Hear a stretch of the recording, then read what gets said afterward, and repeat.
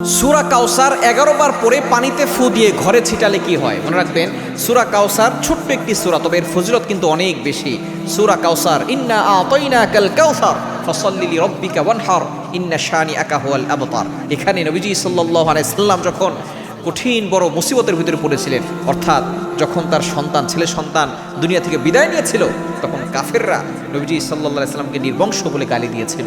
তখন আল্লাহ পাক রব্বুল আলামিন আয়াত নাজিল করে নবীজি সাল্লাল্লাহু আলাইহি সাল্লামকে সন্তুষ্ট করেছিলেন। আল্লাহ বলছেন, ইন্না আতাইনাকাল কাউসার, নবী হে, আমি আপনাকে হাউজে কাউসার দান করেছি। ফাসাল্লি রাব্বিকা ওয়ানহার, আপনি নামাজ পড়ুন, কুরবানি করুন। এবং বলছেন, ইন্না শানিআকা হুয়াল আবতার, যারা আপনাকে নির্বংশ বলছে তারাই হলো নির্বংশ।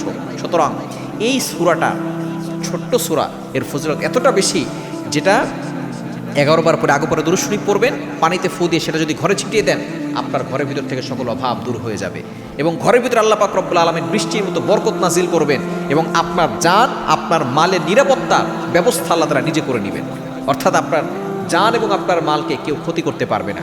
শুধু তাই নয়, আল্লাহ পাক রব্বুল আলামিন আপনার সকল দোয়া কবুল করবেন, এবং ওই ঘরের ভিতর থেকে অসুস্থতা দূর করবেন, বিপদ দূর করবেন, কষ্ট দূর করবেন, এবং আল্লাহ তাআলা কিয়ামতের ময়দানে হাউজে কাউসারের পানি আপনাকে পান করাবেন। এজন্য সূরা ইখলাসের অসাধারণ ফজিলত রয়েছে।